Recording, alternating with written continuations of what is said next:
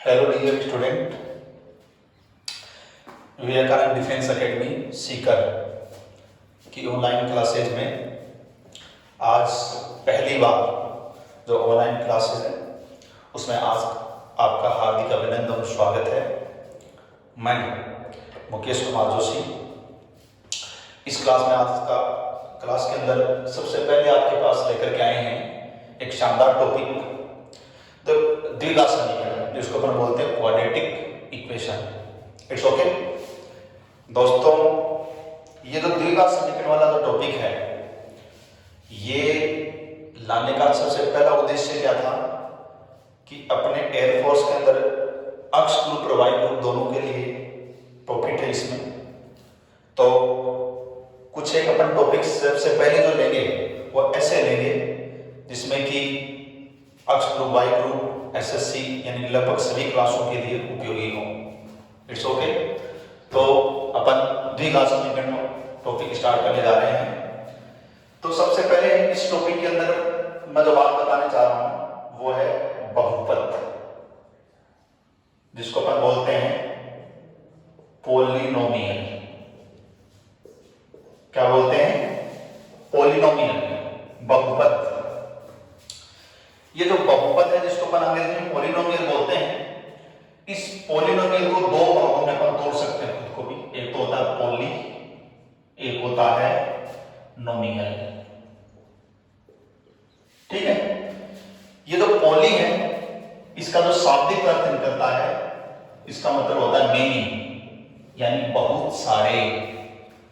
और ये जो नोमियल है इसका जो अर्थ निकलता है वो निकलता है TERMS, टर्म्स, यानी कि पद।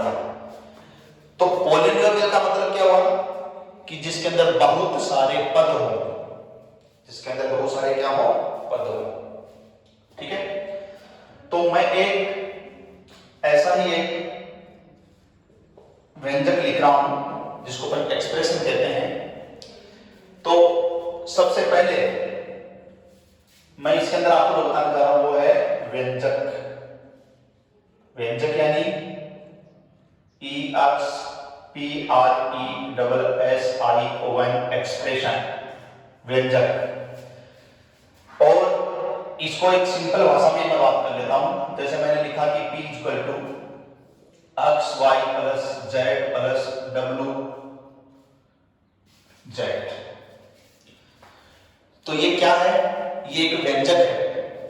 यानी व्यंजक किसे कहते हैं अपन? व्यंजक कहते हैं विभिन्न चरों के बीच में एक संबंध, विभिन्न जो चर होते हैं उनके बीच में रिलेशन। तो व्यंजक जो होता है ये विभिन्न चरों के मध्य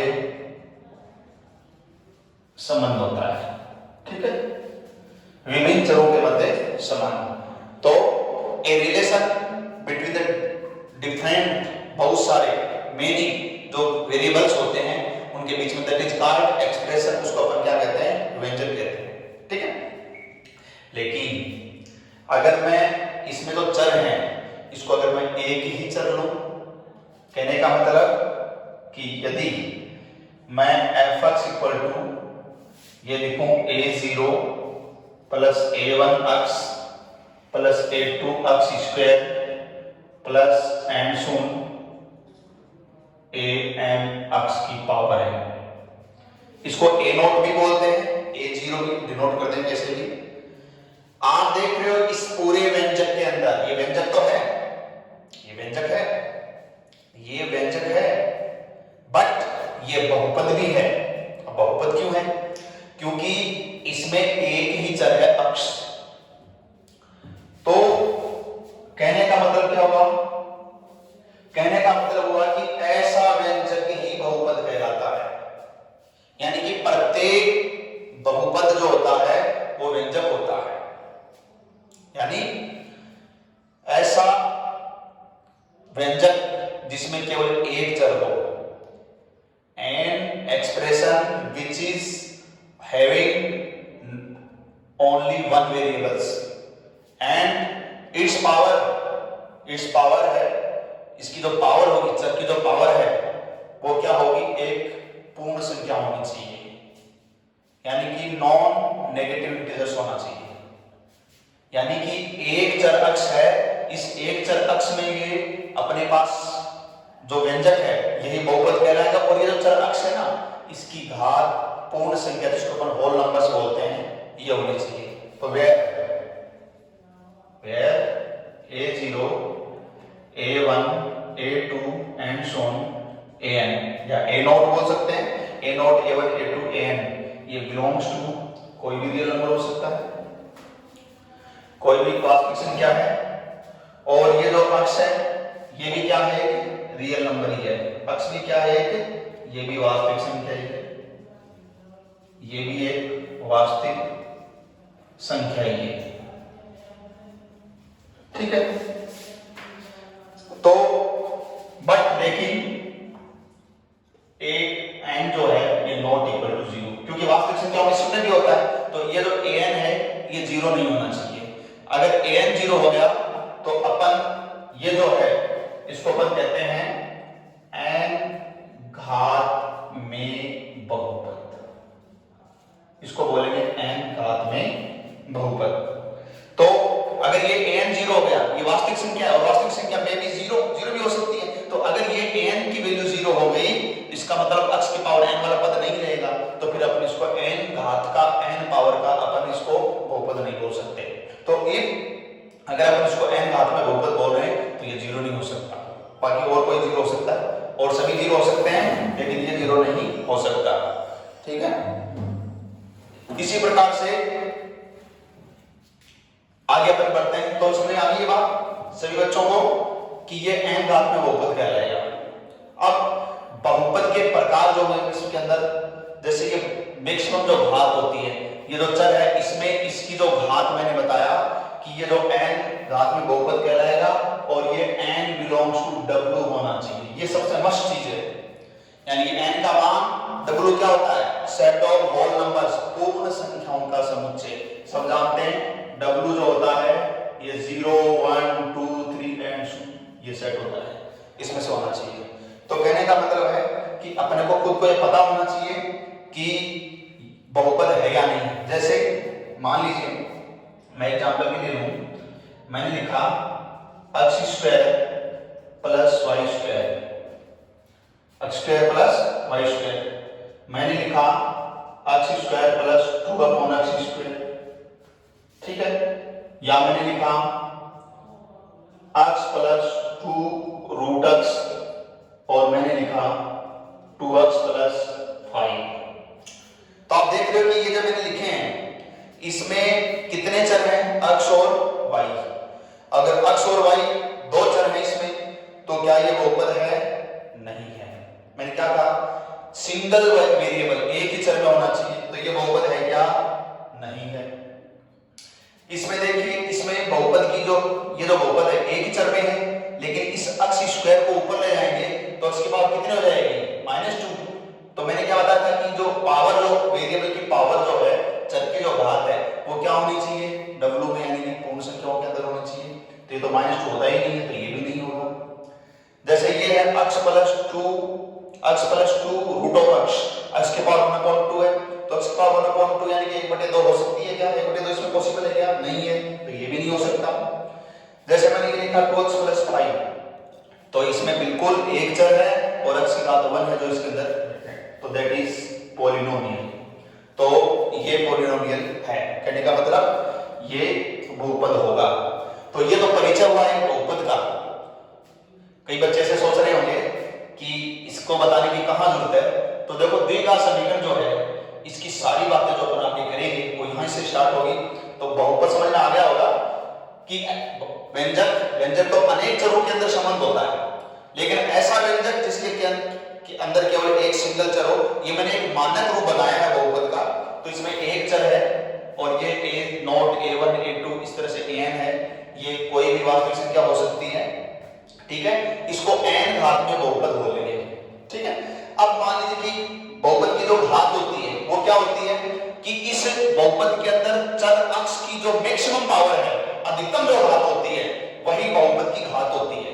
जैसे मान लीजिए मैं इसको बैठा दूं, इट्स ओके। तो आगे अपन इसमें करते हैं, सभी बच्चे ज्यादा से ज्यादा शेयर करें, लाइक करें और ज्यादा से ज्यादा बच्चों के पास पहुंचे, इसलिए जुड़े रहें। धीरे धीरे ऑनलाइन क्लास के अंदर अच्छा बेटा आपको मिलेगा, ऐसा मिलेगा जो आपने कभी देखा ही नहीं है। देखो अब जैसे मान लीजिए कि मैं fx को लिखता हूं x की पावर 4 माइनस 3x प्लस 3। मैंने लिखा fx को x की power 5 minus 3x square minus 1। तो ये जो बहुपद है इसमें चर x की पावर जो मैक्सिमम कितनी है, ये 4 है, 1 है, यहाँ पे 0 है, तो मैक्सिमम कितनी हुई 4। तो इसकी जो घात है, बहुपद की जो घात है जिसको अपन n से डिनोट करें तो वो कितनी हो जाएगी 4 हो जाएगी। पावर ऑफ पॉलिनोमियल जो है वो कितनी हो जाएगी 4 हो जाएगी। इसमें चर की अधिकतम घात कितनी है 5 है, तो n का मान कितना हो जाएगा 5 हो जाएगा। तो किसी बहुपद के अंदर जो चर होता है, वेरिएबल होता है, उसकी जो मैक्सिमम पावर होती है that is called power of polynomial, उसी को अपन बहुपद की क्या कहते हैं, घात कहते हैं। It's okay. एक बात और ध्यान रखना बेटा कि ये तो मैंने घात के हिसाब से बताया, ठीक है, तो मैं इसको एक चीज बता देता हूं, उसके बाद में चर्चा करेंगे अपन कि यदि n, जैसे मान लीजिए कि मैंने कहा कि n equal to 0, n equal to क्या किया 0, समझे, तो पता है क्या होगा, जैसे मैंने लिखा fx इक्वल टू 3 लिख दो, 4 लिख दो, 1 लिख दो, कोई भी लिख सकते हो। तो अगर fx इक्वल टू मैंने 3 लिखा तो ये n की वैल्यू से 0 है, क्यों है, क्योंकि मैं इसको 3 इंटू x की पावर 0 कर सकता हूं, मैं इसको x की पावर क्या कर सकता हूं 0 कर सकता हूं, और x की पावर 0 इसमें चर की अधिकतम घात है, तो इसका मतलब ये 0 घात वाला, ये 0 घात वाला बहुपद है। और ऐसे बहुपद को अपन क्या कहते हैं, अचर बहुपद। क्या कहते हैं, अचर बहुपद, यानी कि कांस्टेंट। क्या कहते हैं, कांस्टेंट, आगे वही पॉलिनोमियल, कांस्टेंट पॉलिनोमियल, ठीक है, आगे बात समझ में। वैसे एक बात बताएं आपको कि जब अपन फलन पढ़ते हैं तो फलन के अंदर क्लासिफिकेशन ऑफ फंक्शन पढ़ते हैं, फलन का वर्गीकरण पढ़ते हैं, तो फलन के वर्गीकरण के अंदर फलन को अपन दो टाइप से डिनोट करते हैं, एक तो बीजीय और एक एबीजीय, एक तो एल्जेब्रिक, एक ट्रांससेंडेंटल। इस तरह से दो टाइप से वर्गीकरण करते हैं फलन का। और जो बीजीय फलन होते हैं, बीजीय फलन होते हैं उनका फिर से वर्गीकरण करते हैं। उसके वर्गीकरण में अपन उसको तीन तरफ से करते हैं। कैसे, एक तो पूर्णांकीय फलन जिसका दूसरा नाम बहुपद फलन, और वो बहुपद फलन जो होता है ना वो यही तो है, तो ये फलन ही तो है। आई बात समझ में। हम जब फलन का वर्गीकरण करते हैं, मैं बीच में एक बात जोड़ता हूं कि जब हम फलन का वर्गीकरण करते हैं तो दो टाइप से करते हैं, एक तो बीजीय और एक अबीजीय। और बीजीय का भी तीन प्रकार से करते हैं, तीन प्रकार में से पहला जो होता है वो है पूर्णांकीय, और इसी का नाम है बहुपद, और एक परिमेय और एक अपरिमेय, और इधर होता था अबीजीय। तो ये जो पूर्णांकीय या बहुपद फलन जिसको अपन बोल रहे हैं ना, और फिर आता है परिमेय फलन, फिर अपरिमेय फलन। तो ये जो पूर्णांकीय फलन करेंगे, ये जो बहुपद फलन करेंगे, दैट इज दिस, यही वो है, यही बहुपद है। इसका मतलब every polynomial is a function, इसका मतलब प्रत्येक बहुपद एक फलन है, और that is types of algebraic function, that is type of algebraic function. बीजीय प्रकार है फलन का, ये बहुपद है, ये फलन का बीजीय प्रकार होता है। It's okay. और जो एबीजीय जो होते हैं ना, एबीजीय उसमें ट्रिग्नोमेट्रिकल फंक्शन सारे, साइन कोस टेन वाले सारे आ जाते हैं, लघुगणकी वाले आ जाते हैं, एक्सपोनेंशियल वाले जो चरघातांकी जिसको बोलते हैं वो सारे आ जाते हैं, वो सारे एबीजीय, इनवर्स वाले, हाइपरबोलिक वाले, वो सारे उधर। ये बाद में अपन करेंगे, लेकिन ये जो बात आई है इस बात का मैंने बताया है कि ये एक फलन ही है, तो कोई अतिशयोक्ति नहीं होगी कि मैं इसको अचर बहुपद की जगह अचर फलन बोल दूं। और याद करें, एयरफोर्स के अंदर एक क्वेश्चन आया हुआ है, एयरफोर्स के अंदर क्वेश्चन क्या आया हुआ होता है कि fx इक्वल टू दिया था 5, fx इक्वल टू 5 दिया था, और इसका क्या पूछा था? परिसर। अब आपको पता है इसमें अक्ष की जगह आप 1 2 3 4 कोई भी बिंदु रखेंगे तो आपको इसका मान, आपको इसमें जो मान है वो हमेशा क्या मिलेगा? 5 ही मिलेगा, 5 ही मिलेगा। इसका मतलब इसका जो प्रांत जिसको बोलते हैं, जिसको अपन डोमेन बोलते हैं, क्या बोलते हैं? डोमेन, वो तो R होगा, कोई भी रख सकते हो। Any real number you can be put here, so that is domain of this function is R, but you will get only image value of function only 5। इसलिए इसका जो परिसर है, इसका जो परिसर जिसको अपन क्या कहते हैं? रेंज कहते हैं, वो कितना? 5। क्या सही लिखा मैंने? नहीं लिखा। क्यों? क्योंकि ये क्वेश्चन आया था और इसका आंसर पूछा गया था, ऑप्शन में ये भी था और बच्चे ज्यादातर ये करके आ गए और छाती ठोक करके कि सर क्यों 5 ही तो है तो 5 ही आएगा। नहीं बेटा, प्रांत और परिसर क्या होता है? सेट होता है, समुच्चय। तो इसको आप सेट में, समुच्चय में लिखना पड़ेगा। दैट इज ये इसका परिसर है, ये इसका रेंज है, यानी कि सेट 5 होगा। केवल ओनली 5 नहीं होगा, सेट 5 होगा। तो ये क्या है? ये अचर फलन है। ये क्या है? अचर फलन है। और मैंने कहा कि प्रत्येक बहुपद एक फलन होता है, तो इसको अचर बहुपद मत बोलो, इसको अचर फलन बोल दो। इसको क्या बोल दो? अचर फलन बोल दो। ये अचर फलन है। तो जिस बहुपद की घात 0 होती है, जिस बहुपद की घात है 0 होती है, 0 होती है, 0 घात का 0 घात का बहुपद है, वो अचर फलन होता है, या अचर बहुपद भी बोल सकते हो। ये मैं बार बार आपको कह रहा हूं। आइए समझ में, चलो आगे बढ़ते हैं। ऐसी देखो, अपन क्लास को एंजॉय करते हुए और आराम से पूरी मस्ती से बढ़ाएंगे। आपाधापी में नहीं होगी क्लास, एकदम अच्छी तरह से समझ में आए, क्लास के हिसाब से आपको जोड़ करके चलेंगे। तो जहां तक मैं समझ रहा हूं सभी बच्चों को समझ में आ गया होगा। चलो ठीक है, आगे देखिए, फिर आगे बढ़ते हैं। यदि n इक्वल टू 1, पहले तो मैंने घात कितनी ली थी? 0। अब मान लो कि 1 होने का मतलब क्या हुआ? जैसे f(x) इक्वल टू मैंने लिखा 2x + 5, तो देखो बेटा इसमें x की पावर मैक्सिमम कितनी है? 1 है, 1 है। और इस तरह को अपन बोलते हैं रेखिक, इसको बोलते हैं रेखिक बहुपद।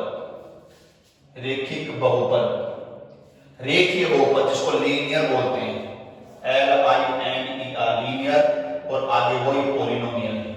समझे? तो रेखिक बहुपद लीनियर, आप जानते हो बेटा कि f(x) लिखो चाहे g(x) लिखो, दैट इज क्या है? ये फंक्शन की वैल्यू, मैं बार बार कह रहा हूं, बहुपद फलन होता है। बहुपद क्या होता है? फलन। तो ये y है बहुपद, तो y इक्वल टू, अब y इक्वल टू करेंगे तो आप पता है इसका डायग्राम बनाएंगे, ऐसे कुछ आए, मैं बोल रहा हूं ऐसे कुछ, एग्जैक्ट नहीं बोल रहा हूं, ऐसे भी आ सकता है। तो एक सीधी रेखा आएगी, और जब किसी का डायग्राम एकदम सीधा बनता है तो कसम खा करके बोलो कि क्या होती है? वो एक लाइन होती है। समझ गए? तो ये लाइन है, रेखिक है, रेखा है, लीनियर है। It's okay. तो किसी बहुपद की घात जब 1 होती है तो उसको अपन रेखिक बहुपद बोलते हैं। ठीक है, चलो आगे बढ़ते हैं। if n equal to 2, n equal to 2। अच्छा एक बात बताएं आपको, मेरी क्या आदत होती है कि जो पढ़ा रहे हैं ना उसके आगे पीछे बात बताएं। ऐसा ही एक क्वेश्चन एयरफोर्स में और आया हुआ है। ये क्या है बेटा? अचर फलन, बोले तो अचर बहुपद, दोनों है, दोनों है। अचर फलन भी है और अचर बहुपद भी है, क्योंकि प्रत्येक जो बहुपद होता है वो क्या होता है? एक फलन होता है। ठीक है, तो ये अचर फलन है, अचर बहुपद है। ये समफलन होता है या विषमफलन? तो याद रखना समफलन। क्या होता है? समफलन। ये एग्जाम में पूछा हुआ है। अब ये सम कैसे, विषम कैसे, ये अपन चर्चा जब अपन फलन पढ़ेंगे वहां पे करेंगे। ठीक है, इस समय तो केवल इतना ध्यान रखें कि एक समफलन होता है। ठीक है, सम विषम के बारे में डिटेल से अपन फलन के अंदर पढ़ेंगे। चलो n इक्वल टू 2, तो देखो 2 वाला लिखे, तो f(x) इक्वल टू मैंने लिखा x² - 3x + 2। तो इसमें power of variable maximum power of variable कितनी है? 2 है। तो 2 वाला जो है इसको क्वाड्रेटिक बहुपद कहेंगे, पॉलिनोमियल कहेंगे। हिंदी में बोले तो द्विघात बहुपद कहेंगे, तो इसको बोलेंगे द्विघातीय बहुपद। क्या बोलेंगे? द्विघातीय बहुपद बोलेंगे। समझ आ गई बेटा? कॉपी पोस्ट करते जाओ, लिखते जाओ। तो n इक्वल टू 2 के ऊपर मैक्सिमम पावर 2 होगी, दो घात वाला होगा। अब ये बीच में ये हो या ना हो ये कोई जरूरत नहीं है। जैसे मैंने लिखा gx equal to only x square minus 5 लिख दिया, तो ये भी दो घात का ही है। इसमें भी n की पावर कितनी है, x की पावर कितनी है? 2 है, तो n का मान कितना है? 2 है, तो इसकी घात भी कितनी हो जाएगी? 2 हो जाएगी। दो घात का कोई भी बहुपद दैट इज क्वाड्रेटिक पॉलिनोमियल वो द्विघात का बहुपद होगा। आगे बात समझ में? चलो, अच्छी अच्छी बातें हो रही हैं, और क्यों नहीं होगी, अच्छी बातें होंगी। मजा आ रहा है? जुड़े हुए हो, जुड़ते रहो, मेरे से नहीं क्लास से। It's okay. चलो, तो अब जैसे इफ n इक्वल टू 3, अब 3 है तो मैं इसको शॉर्ट में बोल दूं तो इसको बोलेंगे अपन, जैसे ये क्वाड्रेटिक तो इसको बोलेंगे क्यूबिक, तो इसको बोलेंगे त्रिघातीय, त्रिघातीय बहुपद। इसको अंग्रेजी में तीन घातीय, जिसको अपन क्यूबिक बोलते हैं। क्या बोलते हैं? क्यूबिक। आगे वही पॉलिनोमियल, आगे मैं पूरा नहीं लिख रहा हूं, समझ आ गई? वही पॉलिनोमियल, वही तो त्रिघातीय या तीन घातीय। ऐसे ही इफ n इक्वल टू 4 तो ये चार घातीय हो जाएगा। इस तरह से ये बढ़ता जाएगा, जिसको अपन कहते हैं बाई क्वाड्रेटिक, बाई क्वाड्रेटिक। आगे वही पॉलिनोमियल। आई बात समझ में? तो बड़े बढ़ता जाएगा। तो 0 वाला जो होता है वो अचर बहुपद होता है, 1 वाला जो होता है वो रेखिक होता है, सरल रेखा उसका डायग्राम बनती है ना। 2 वाला होता है द्विघात बहुपद, ठीक है, वो होता है। 3 वाले में क्यूबिक हो जाएगा, जिसको अपन तीन घात या त्रिघातीय बहुपद बोलते हैं। 4 वाले में 4 हो जाएगा, जिसको बाई क्वाड्रेटिक बोलते हैं, ठीक है। अब मैं एक दो चीज इसमें नोट करने वाली सबसे इंपॉर्टेंट बता रहा हूं, वो क्या है कि f(x) इक्वल टू, केवल मैंने 0 लिख दिया। क्या लिखा? केवल 0 लिखा। और जब f(x) इक्वल टू केवल 0 लिखता हूं तो बताओ इसको क्या बोलते हैं? कौन बताएगा? इसको कौन सा बहुपद बोलते हैं? इसको बोलते हैं, 0 है, इसको पर सीधा बोलते हैं शून्य बहुपद। क्या बोलते हैं इसको? शून्य बहुपद। 0 पॉलिनोमियल बोलते हैं इसको अपन 0 पॉलिनोमियल ही बोलते हैं, ठीक है। चलो मैं एक बात पूछता हूं आपसे, शून्य बहुपद की घात क्या होती है? शून्य बहुपद की घात क्या होती है? तो बेटा ध्यान रखना, शून्य बहुपद की जो घात है वो अनिर्धारित होती है। क्या होती है? अनिर्धारित। अचर की तो मैंने बताया, अचर की तो बताया था 0, रेखिक की 1, द्विघात बहुपद की 2, त्रिघात की 3, चार घात की 4, लेकिन शून्य जो बहुपद होता है जिसका मान शून्य होता है, और इसको शून्य फलन भी बोलते हैं। मैं आपको ठोक करके एक बात बोलूंगा, अपने फलन के अंदर है एकमात्र यूनिक ओनली वन ऐसा फंक्शन बोले जो कि सम और विषम, जो कि इवन और ऑड दोनों टाइप का फंक्शन होता है। वो कौन सा फलन होता है? ये भाई साहब भी होता है, ठीक है। तो एकमात्र शून्य फलन, और शून्य फलन यानी बहुपद, तो शून्य बहुपद, शून्य फलन ही ऐसा फलन है जो कि सम और विषम दोनों प्रकार का होता है। एकमात्र यही ऐसा है जो सम और विषम दोनों प्रकार का होता है। और इसकी घात, इसकी पावर अनिश्चित यानी कि इनडिटरमिनेट होती है, एक तरह से अनिर्धारित होती है, सॉरी अनिर्धारित होती है। अब क्यों होती है आप देख सकते हो, मैंने क्या कहा कि फलन के अंदर, बहुपद के अंदर चर की अधिकतम घात। तो अब आप मेरे को ये बताओ कि f(x) इक्वल टू मेरे पास 0 है, मैं इसको 0.x की पावर 8 भी कर सकता हूं, क्या फर्क पड़ता है? ये 0 ही आएगा, ये तो 0 ही आएगा। मैं इसको 0.x की पावर 5 भी कर सकता था, क्या फर्क पड़ता है? ये भी 0 ही आएगा। मैं इसको ऐसे भी लिख सकता हूं। तो आप इसमें मल्टीप्लाई में, गुणा में x की पावर 8, x की पावर 5, x की पावर 4 या y की पावर भी कर सकते हो। वो तो जो भी आप चर ले रहे हो, अब x ले रहे हो तो x करेंगे, y में लेंगे तो y लेंगे, ठीक है। तो जो भी आप चर ले रहे हो उसकी कोई भी घात कर सकते हो, तो 8 भी हो सकती है, 5 भी हो सकती है, 3 भी हो सकती है, 2 भी हो सकती है, सब ले लो, लेने का काम आपका, लेते रहो। It's okay. तो इसलिए हम ये कह सकते हैं कि इसकी जो घात है ना वो निर्धारित नहीं है। इतनी बातें सब बच्चों को समझ में आ गई? सर आप क्या बता रहे हो? बहुपद बता रहे हो बेटा, 9th क्लास से स्टार्ट है ये बहुपद। और याद रखना बहुपद में जो चर अक्ष होता है उसकी घात पूर्ण संख्या, whole numbers W 0 1 2 and so ही होती है। ठोक करके बता रहा हूं ये होती है। It's okay. चलो ये मैंने क्या बताया आपको? बहुपद बताया। अच्छी बात, बहुत प्यारी बात थी। जहां तक आप उसको अच्छी तरह से नोट करेंगे, समझेंगे। बहुपद के बाद में अपन बात कर रहे हैं कि यदि f(x) = ax² + bx + c, ये क्या है बेटा? बोलो क्या है? आप कहेंगे सर ये तो वही है बहुपद। क्यों? क्योंकि सर इसमें a b c वास्तविक संख्याएं हैं। बिल्कुल। Where are a b c belongs to r, बिल्कुल वही बात तो पहले बताई थी। सर इसमें एक ही चर है, बिल्कुल एक ही चर है, इसका मतलब बहुपद है। लेकिन मैंने ये भी बताया था बेटा कि a not equal to 0। क्यों बताया था? मैंने जो शुरुआत में लिखा था याद करो, उधर लिखा था मैंने an(x) की पावर n, उसमें n को 0 नहीं बोला था क्योंकि मेरा इंटरेस्ट था उसको n घात का पॉलिनोमियल बोलना, और अब मेरा इंटरेस्ट है इसको 2 घात का बहुपद बोलना, यानी कि क्वाड्रेटिक बोलना। तो द्विघात बहुपद होगा तो ये हरामजादा जो 2 घात वाला पद है, चर है, ये होगा ही नहीं। तो क्या घंटा बोलोगे क्या?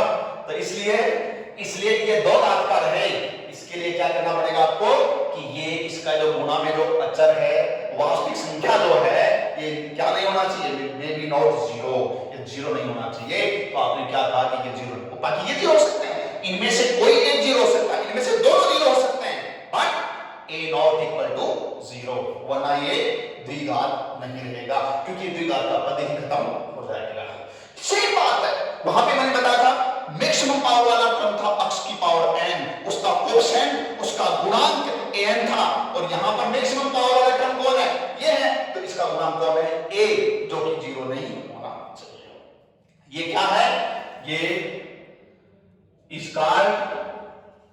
स्क्वायर क्वाड्रेटिक पॉलिनोमियल, जो बेटा मैं आपको पहले भी बता चुका हूं। तो ये क्वाड्रेटिक पॉलिनोमियल यानी कि द्विघात बहुपद है, बट लेकिन इस fx को 0 कर दूं, इस fx को 0 कर दूं, इसका मतलब ax² + bx + c = 0 कर दूं, इसका मतलब ax² + bx + c = 0 कर दूं, और where are वही चीज a b c belongs to r, और but a not equal to 0, but a not equal to 0, तो इसको बोलेंगे बेटा द्विघात समीकरण। इसको क्या बोलेंगे? द्विघात समीकरण, क्वाड्रेटिक इक्वेशन, क्वाड्रेटिक इक्वेशन। आई ना गाड़ी पटरी के ऊपर, तो खैर पट्टी में तो आएगी। तो ये द्विघात समीकरण हो गया अपना, ठीक है, और इसमें ये 0 नहीं हो सकता, ये द्विघात समीकरण है। तो कहने का मतलब है आपको क्या याद रखना है? That is standard equation of quadratic equation. ये द्विघात समीकरण का मानक रूप है, ये मानक रूप होता है द्विघात समीकरण का, ठीक है। चलो बेटा इसमें बात करते हैं। बात क्या करते हैं? बात ये करते हैं कि जब हम बीएससी वगैरह भी करते हैं ना, तो वहां पर भी आता है समीकरण की थ्योरी आती है।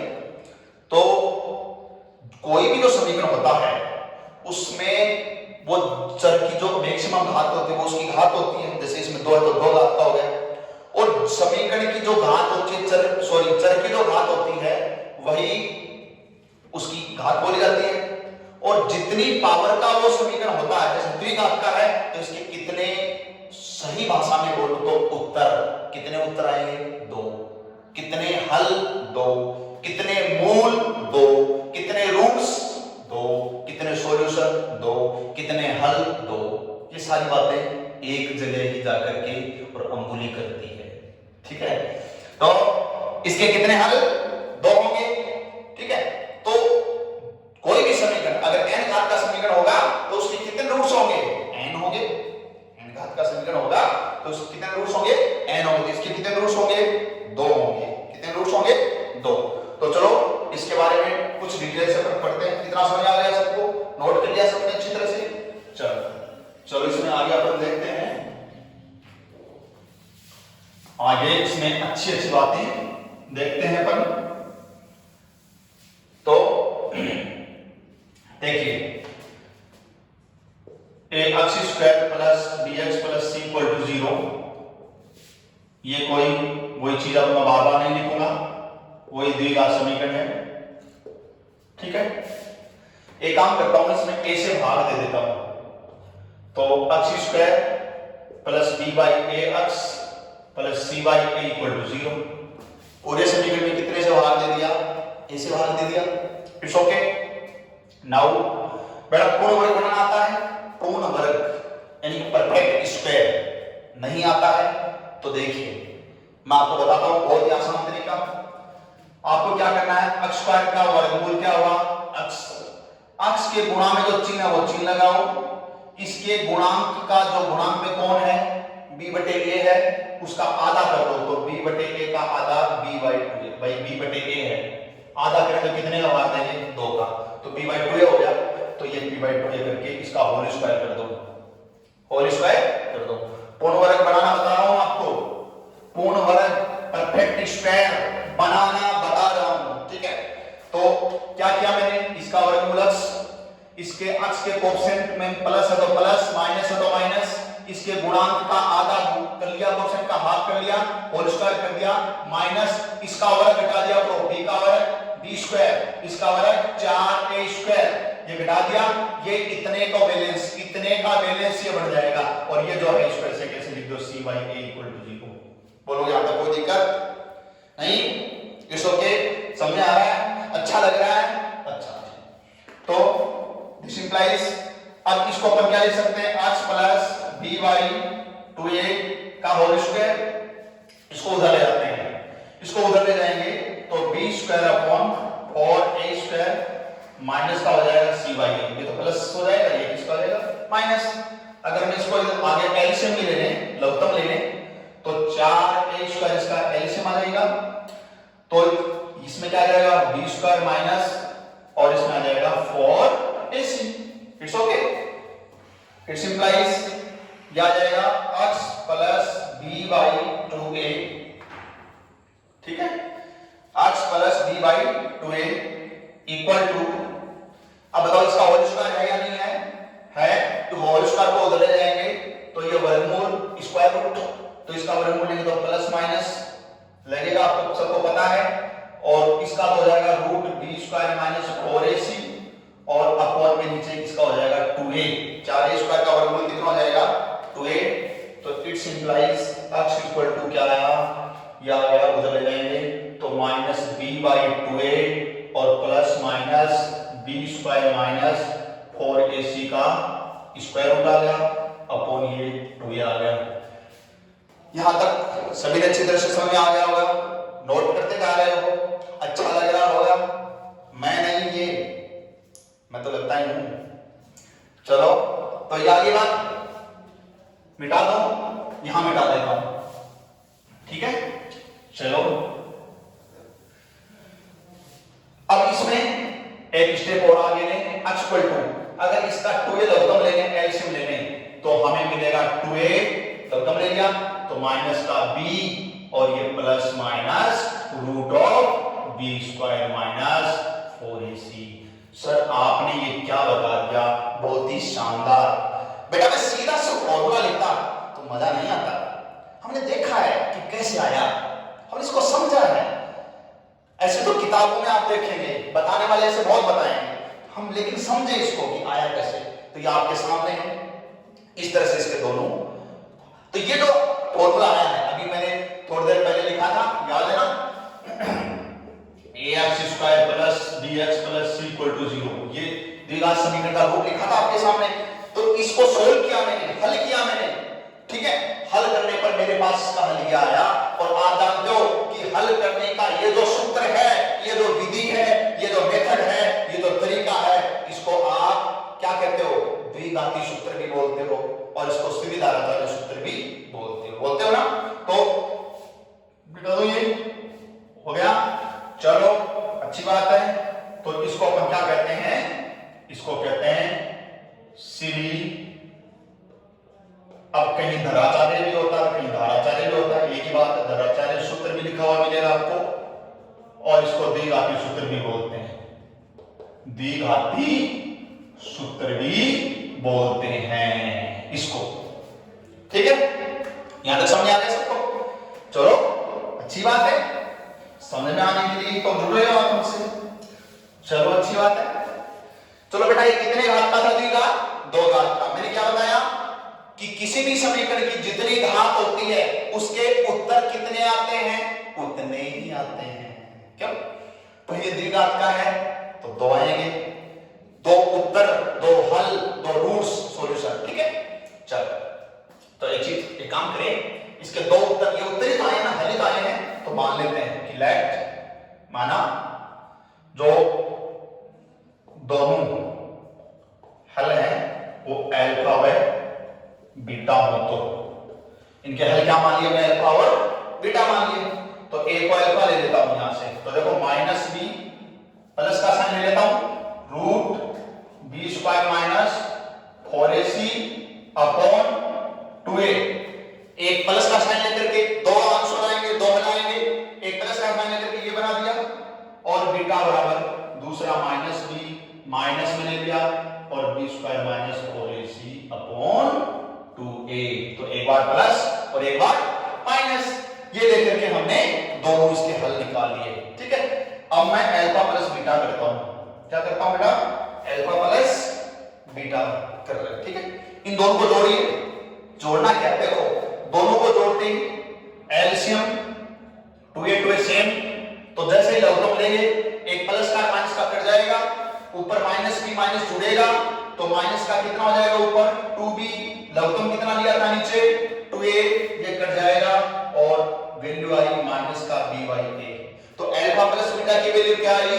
माइनस b बाई a, जिसको आप ये भी कह सकते हो कि माइनस b क्या है? b है अक्ष का गुणांक। देख लो किसका गुणांक है? द्विघात समीकरण के अंदर ये अक्ष का गुणांक, ये अक्ष का गुणांक। इंग्लिश मीडियम वाले बच्चे समझना चाहें तो कोएफिशिएंट ऑफ अक्ष, कोएफिशिएंट ऑफ अक्ष। और ये a क्या है? ये अक्ष स्क्वायर का गुणांक है, ये अक्ष स्क्वायर का गुणांक है, यानी कोएफिशिएंट ऑफ अक्ष स्क्वायर है, ठीक है। तो ये मूलों का अल्फा बीटा क्या है? मूल, हल, सॉल्यूशन, रूट्स। तो ये मूलों का योग निकालने का सूत्र क्या हुआ? Minus b by a। मैंने डायरेक्ट नहीं लिखा है, डायरेक्ट नहीं लिखा कि ये याद कर लो, निकाला हमने आपके सामने, ठीक है।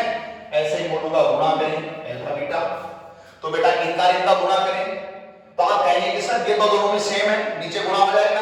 देखो ऊपर एक प्लस एक माइनस, ऐसा लग रहा है जैसे a प्लस b और a माइनस b। और जब हमने देखा है जब a प्लस b और a माइनस b होता है तो क्यों ना a square minus b square उनका गुणनखंड कर दें, या फिर ये कहें कि किसके फैक्टर होते हैं? a square minus b square के होते हैं। तो फिर ये आ जाएगा माइनस b का स्क्वायर करेंगे, यानी इसका स्क्वायर माइनस तो ये आ जाएगा b स्क्वायर माइनस इसका स्क्वायर करेंगे तो रूट हट जाएगा इसमें और b स्क्वायर माइनस 4ac, ठीक है। देखो मैंने क्या किया?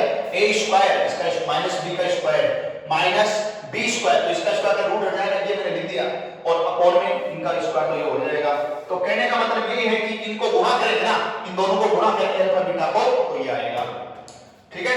ये आने के बाद में इसको थोड़ा सॉल्व करें तो ये माइनस b स्क्वायर कट जाएगा और ये माइनस माइनस प्लस हो जाएगा। तो कहने का मतलब ऊपर आएगा 4ac और नीचे आ जाएगा 4a स्क्वायर। इससे इसको काटिए, ये नीचे a बचेगा तो c बटा a। क्या आया? c बटे a। c का मतलब समझे होंगे, अचर पद है, ये तो अचर पद है c, और a क्या है? वही a अपना अक्ष स्क्वायर का गुणांक, अक्ष स्क्वायर का गुणांक, ठीक है। इस तरह से मोलों का योग निकालने का सूत्र माइनस बी बटा ए। अगर द्विघात समीकरण को x square plus b x plus c बराबर 0 से इंटीग्रेट करें, देन इसके जो उत्तर होंगे हल होंगे उसका डायरेक्ट बिना उत्तर निकाले हुए, बिना उत्तरों को प्राप्त किए केवल उनका गुणा और केवल उनका योग निकालने का जो फॉर्मूला होगा वो अल्फा प्लस बीटा बराबर माइनस बी बटा ए और अल्फा बीटा बराबर सी बटा ए। ठीक है, एक अच्छी बात और करते हैं इसमें, देखो क्या कि अगर मैं ये दो मूल हैं, बहुत अच्छी बात बता रहा हूं, ध्यान देना सभी। यहां दिखाई दे रहा है सभी बच्चों को, सभी बच्चों को दिखाई दे रहा है, तो अच्छी बात है। तो देखो मैंने क्या लिखा था, ax square plus bx plus c equal to 0। भाई बहुत अच्छी बात बता रहा हूं, ध्यान देंगे सभी। अरे ये तो सभी पढ़े थे, सभी जगह पढ़ते हो, विवेकानंद डिफरेंस एकेडमी में जो पढ़ोगे वो कुछ हट करके भी तो पढ़ना आपको। तो देखिए ये है, इसके अंदर आपको a का भाग दे दीजिए, तो क्या दिया था, x square plus b by a x plus c by a equal to 0। कोई दिक्कत नहीं है, पहले भी बता चुका हूं, हो गया इतना। अब गजब की बात देखिए, गजब की बात क्या, ये क्या है बेटा, ये सर मोलों का योग था। ये क्या लिखा था मैंने, ये मैंने मोलों का योग लिखा था, अल्फा प्लस बीटा।